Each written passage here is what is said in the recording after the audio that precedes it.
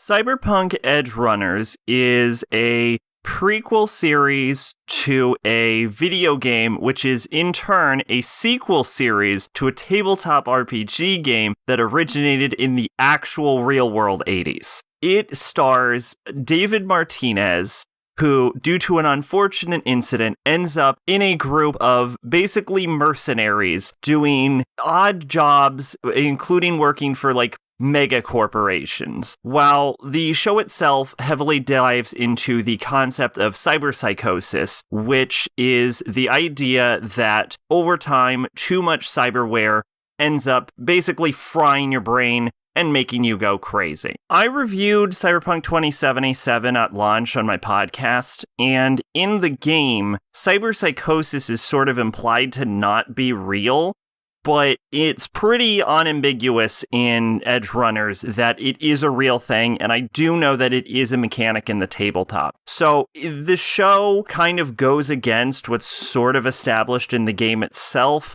but considering the game went against the original tabletop, I would almost argue this is more of an issue with the game than the show itself. And cyberpsychosis is a major focus on this show, acting as the opening introduction to the show itself, and as well as something that we see multiple main characters go through during the course of it. The show itself is done by Studio Trigger, and the animation is absolutely gorgeous on this entire thing. And I'm also especially fond of the character designs in this as well. But the background art is also noteworthy because a lot of it, including several locations, are visibly things you would recognize from the game. And further to that point, I also appreciated that the show managed to get the voice actors from the game to reprise what characters were shared between the game and the show. There's a lot of style, a lot of aesthetics. It manages to go a little avant-garde in some scenes, especially when portraying cyberpsychosis. So aesthetically, very pleasing.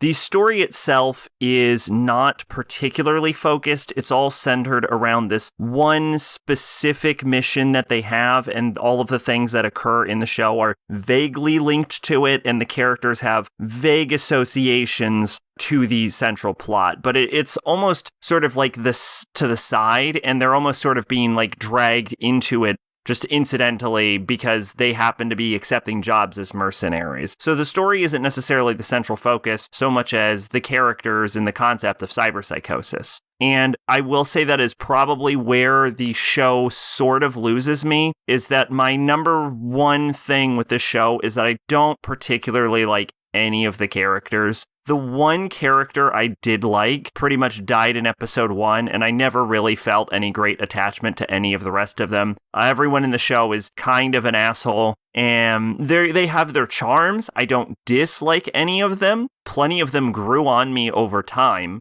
but I don't have any special attachment to them. What I will say to the show's credit, and I think part of the reason it's getting such glowing praise, is the ending episode, more specifically the ending action scene leading into that and going into the actual final scenes of the show itself, are absolutely great, absolutely phenomenal, and would almost make you tear up, honestly. Just genuinely an amazing end to the show. Twitch and Discord in the description. I've been Sacrobolic. You're Envoy of Hope. Bye-bye.